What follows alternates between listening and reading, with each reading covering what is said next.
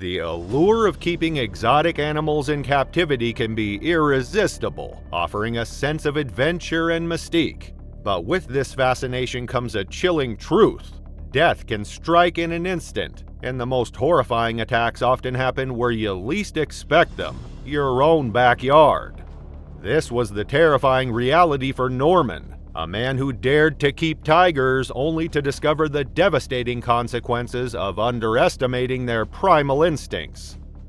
On January 10, 2010, a biting winter wind swept through the quiet streets of Southwold, Ontario. Snow blanketed the fields and frost clung to the bare branches of the trees surrounding the rural properties on the outskirts of town. The morning light cut through the gray sky, illuminating the small, peaceful community. But behind the serenity of this picturesque scene was a man whose passion for the extraordinary would lead to a tragedy no one could ignore. Norman Buwalda was known in the area as a unique and eccentric figure. At 66 years old, he had spent decades cultivating his love for exotic animals, dedicating his time and resources to creating a private sanctuary on his sprawling property. Neighbors often spotted him tending to his enclosures or working on improvements to his animal habitats. To those who knew him, Norman was meticulous, detail-oriented, and deeply proud of his unusual lifestyle. He had spent years building his reputation as a responsible exotic animal owner, even serving as the head of the Canadian Exotic Animal Owners Association, where he advocated for those who shared his passion. Norman wasn't just a man with a fascination for exotic creatures, he was a dedicated caretaker who believed he had a special connection with the animals he raised. His 650-pound Siberian tiger was the crown jewel of his collection.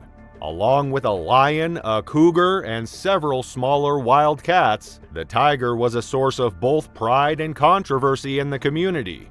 Despite meticulous upkeep of the enclosures and adherence to provincial regulations, Norman's collection of dangerous predators had long been a point of contention for his neighbors. Many worried about the risks posed by such powerful animals in a residential area.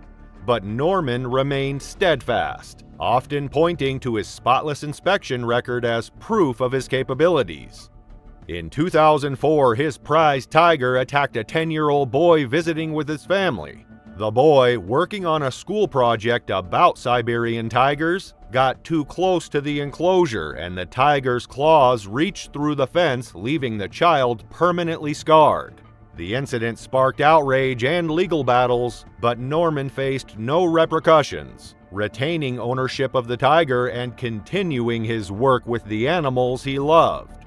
That cold January morning began like many others for Norman. He rose early, fed his dogs, and prepared to tend to the tiger that had become the centerpiece of his life.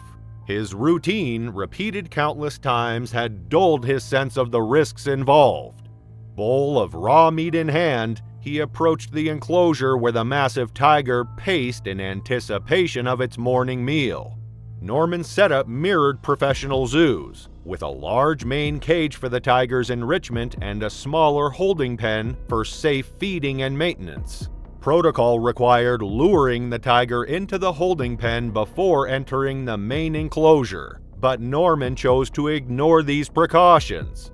Viewing the tiger as more of a companion than a predator, he walked into the main cage, closing the gate behind him.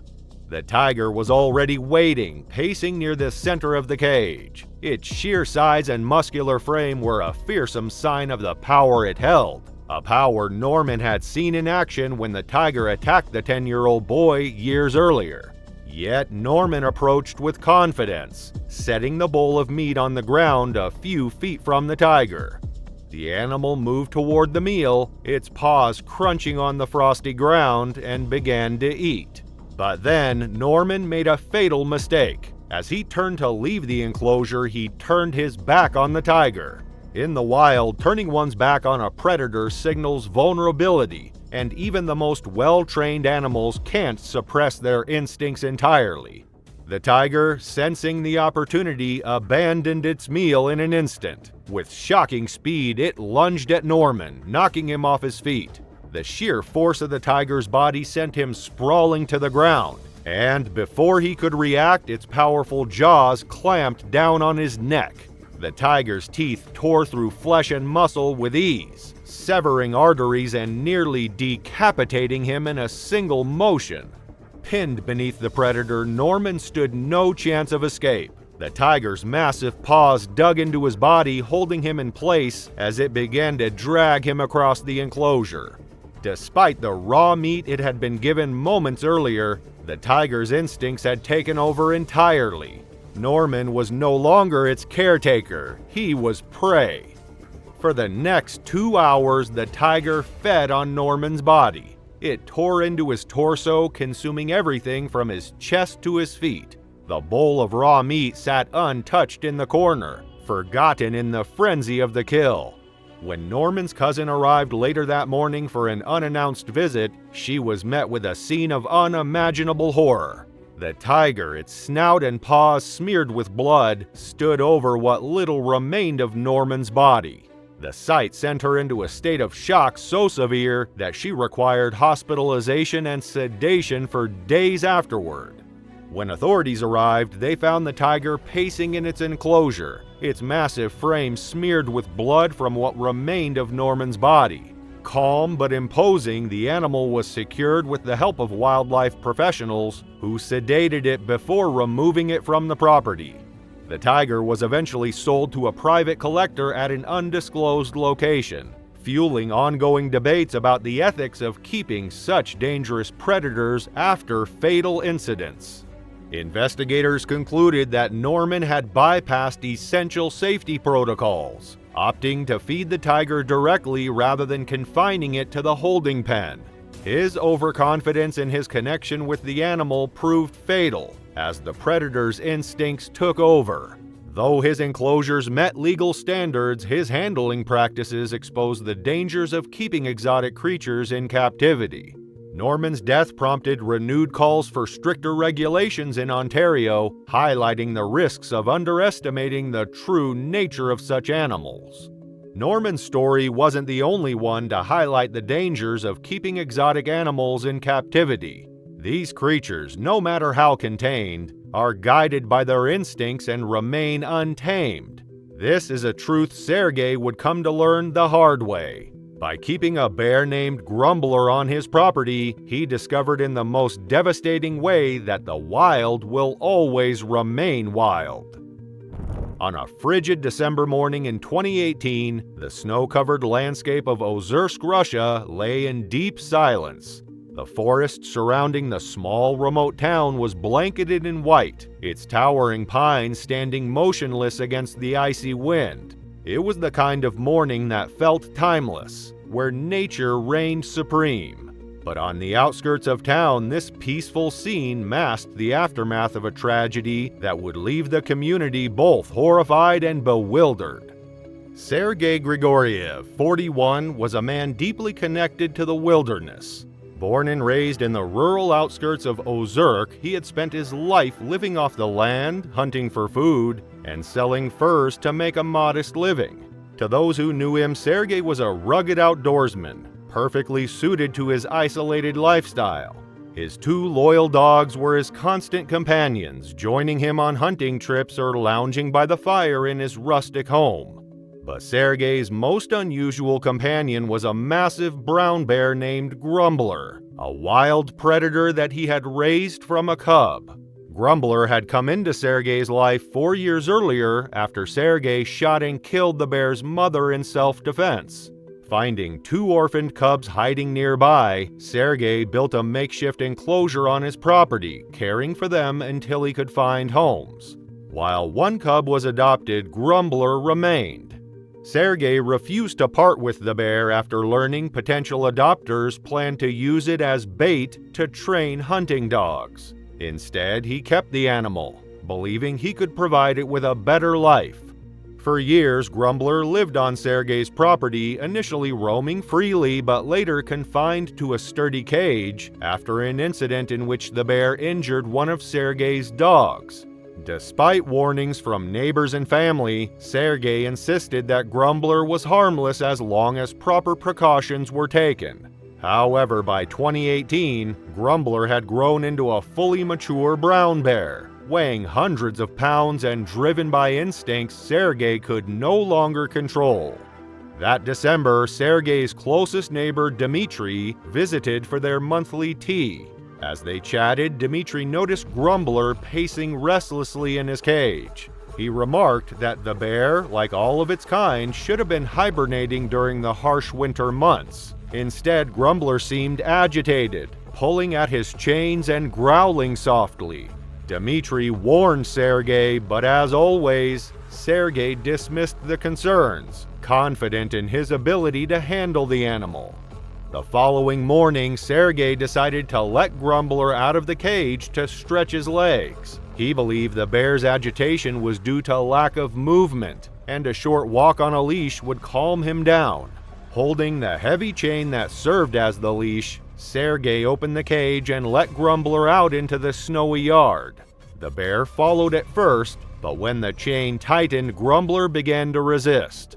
Straining against the restraint, the animal pulled with such force that the wooden post anchoring the chain creaked ominously. As the post gave way, Sergey grabbed the chain to stop the bear's escape. The sudden resistance enraged Grumbler, who instinctively turned on Sergey.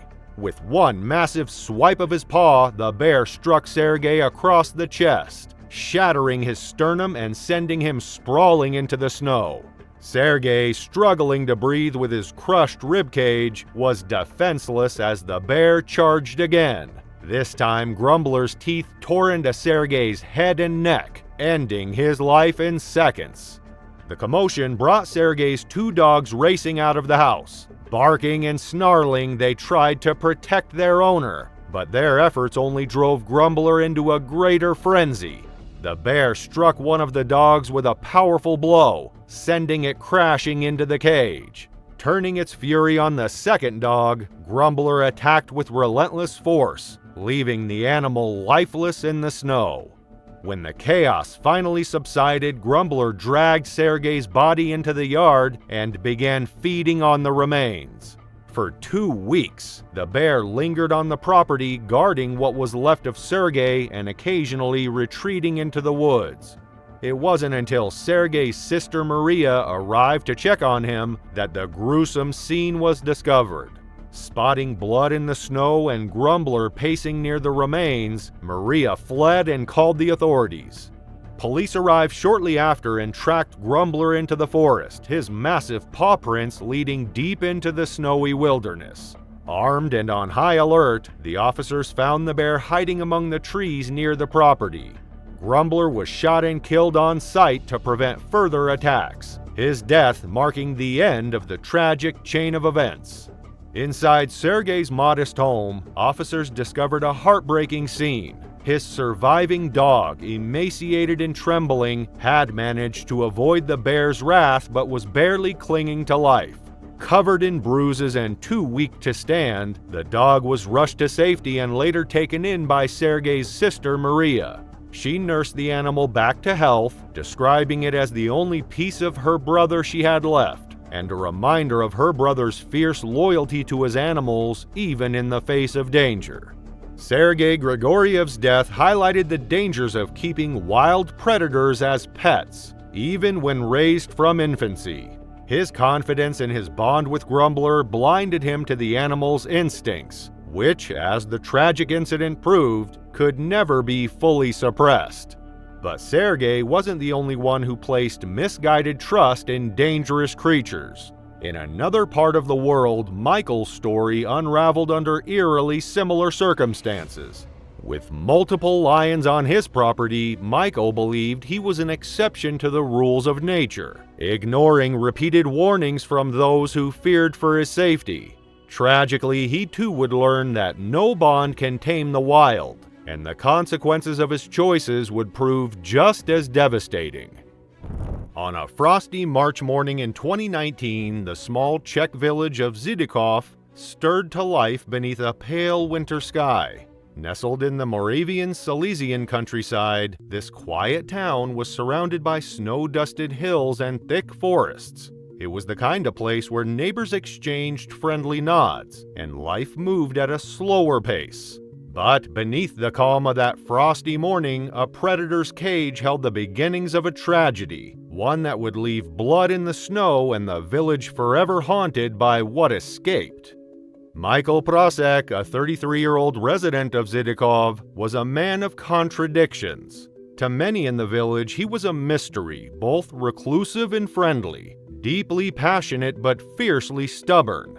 He lived with his father in their modest family home on the edge of town, where he had turned their property into an unusual sanctuary for exotic animals. His fascination with wildlife had become an obsession in 2016 when he acquired Fufi, a young male lion.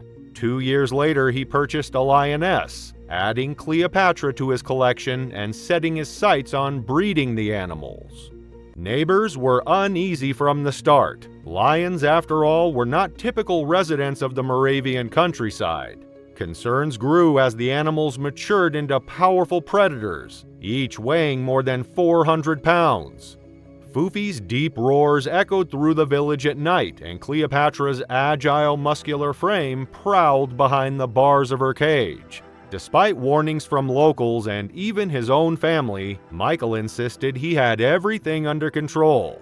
For Michael, these lions were more than pets, they were his life's purpose. Every day he devoted hours to caring for them, hauling crates of meat to their enclosures, and meticulously maintaining their cages. He believed he understood them better than anyone, often telling others they were part of his family.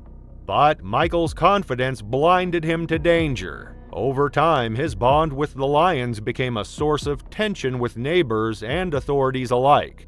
In 2018, Michael made national headlines after a shocking incident involving Cleopatra. On a summer afternoon, he decided to walk the lioness on a leash near his property. The sight of the enormous predator on a public road sent a cyclist crashing into her. Though no one was seriously injured, the incident amplified fears in the village and brought renewed scrutiny from local officials.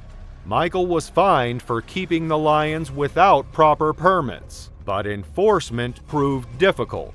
Sanctuaries for larger predators were overcrowded, and the cost of relocating the animals was prohibitive. With no clear solution, Michael was allowed to keep the lions, much to the frustration of his neighbors. By March 2019, tensions surrounding Michael's lions had reached a boiling point. His father, who lived with him, repeatedly warned him of the risks. His sisters, who had once visited regularly, avoided the property entirely, fearing for their children's safety. But Michael remained defiant, convinced that his understanding of Fufi and Cleopatra set him apart from the others. On the morning of March 4th, the Moravian countryside was cloaked in frost, the air sharp and biting. Michael began his day as he always did, feeding the lions. Carrying a bucket of fresh meat, he trudged through the snow toward the enclosures. The sight of Fufi pacing behind the bars didn't faze him. This routine had become second nature. Unlocking the gate, Michael stepped inside the male lion's cage, entirely at ease, despite the imposing predator just feet away. He placed the bucket on the ground and turned to tend to the other tasks, never imagining the danger lurking in that moment. Fufi, now a fully grown and dominant male lion, moved with the power and speed of a predator honed by millennia of evolution. The moment Michael turned his back, the lion's instincts took over. Fufi lunged, his massive stride covering the distance in a single bound, and his lethal paw struck Michael square in the chest. The impact knocked Michael off his feet, sending him sprawling to the ground, dazed and unable to defend himself. Pinned beneath the monstrous predator, Michael was defenseless as Fufi delivered a second fatal strike. The lion's massive jaws clamped down around Michael's neck, severing arteries and cutting off his ability to cry for help. Blood stained the snow as Fufi's predatory instincts took over entirely, reducing Michael to nothing more than prey. The commotion drew the attention of Cleopatra the lioness, who quickly joined the frenzy. She moved with lethal precision as she sank her teeth into Michael's lifeless form. The pair of lions worked together with brutal efficiency, tearing at their keeper with the same ferocity they would show to prey in the wild. In mere moments, Michael's life was extinguished and his body was left unrecognizable under the combined force of the two beasts. When Michael's father arrived the next morning, alarmed by his son's lack of response to calls, he was met with a chilling sight. Foofy was pacing the enclosure, his golden eyes fixed on what remained of Michael's body, now reduced to little more than scattered remains in the snow. Cleopatra lay nearby, her head resting on her paws, her massive presence almost serene. At first, Michael's father thought his son was asleep, but as he approached the gate, the gruesome truth became clear. Panicked and grief-stricken, Michael's father retreated and called the authorities. Police arrived shortly after, armed and prepared for the worst. To recover Michael's remains safely, they had no choice but to euthanize both lions. Foofy, still aggressive, charged at the responders and was shot on sight. Cleopatra, though calmer, was also euthanized shortly after. The family's property, once bustling with life, now stood empty and silent. The aftermath of Michael's death was a flurry of drama in the village and beyond. Animal rights activists condemned the killing of the lions, arguing that they were acting on instinct and should not have been kept in captivity to begin with.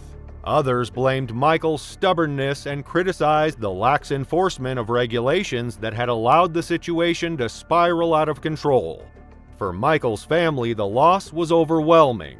His father, unable to bear the memories of what had happened, moved away from Zidikov, leaving the house and its empty cages to decay.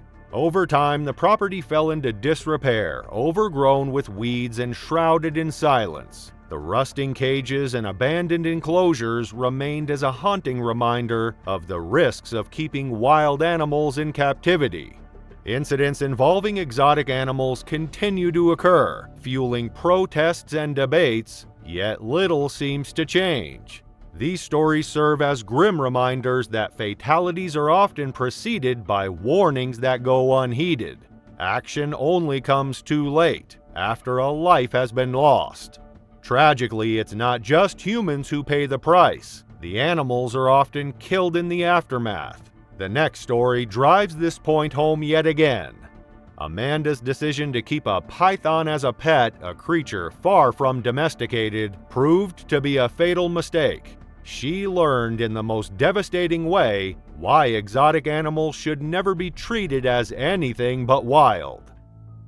On October 21, 2008, the crisp autumn air settled over Virginia Beach, Virginia, as the quiet suburban neighborhood on Witch Duck Road began its usual routine.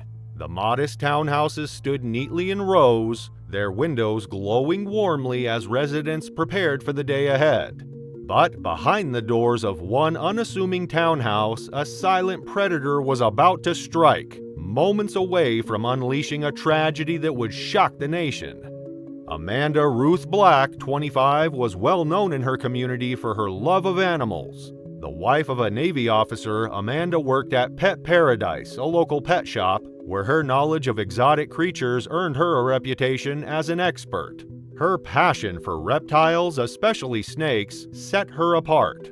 Amanda's home was a sanctuary for her unusual pets, housing an impressive collection that included a Burmese python, a Mexican king snake, 2 green tree pythons, and her prized reticulated python, Diablo. Amanda's fascination with snakes began in her teenage years and only grew stronger over time. She had a natural talent for handling them, a skill she refined during her years at the pet shop. Her husband shared her enthusiasm, and together they transformed their home into a haven for exotic reptiles. Among her collection, Diablo stood out. At 13 feet long and weighing over 20 pounds, he was a formidable creature. Yet, Amanda believed she understood him better than anyone, treating him with care and confidence born of years of experience. Reticulated pythons like Diablo are among the longest and most powerful snakes in the world. Native to Southeast Asia, these serpents can grow over 20 feet in length and possess a constricting force capable of subduing prey much larger than themselves. Despite their striking patterns and allure to reptile enthusiasts, their strength and predatory instincts make them inherently dangerous, even in captivity. Experts have long warned that a snake's natural behavior, seeing anything warm and moving as potential prey, cannot be fully trained out, no matter how much care and experience a handler possesses. Amanda's confidence sometimes led her to take risks. On that fateful Tuesday morning, she made a decision that would prove fatal. Diablo needed medication, a task Amanda had performed before, often with her husband's help. But this time, she was alone. Determined to care for her pet, she prepared the syringe and approached his enclosure. Opening the cage with steady hands, Amanda spoke softly, attempting to calm the snake as she reached inside. Diablo's muscular body uncoiled, his tail gently wrapping around her leg, a familiar behavior Amanda had seen since he was much smaller. She lifted the snake carefully, supporting his weight as she prepared to administer the medication. But something was different this time. The lingering scent of Amanda's breakfast mixed with her movements triggered Diablo's primal instincts. To the massive snake, the situation mimicked feeding time.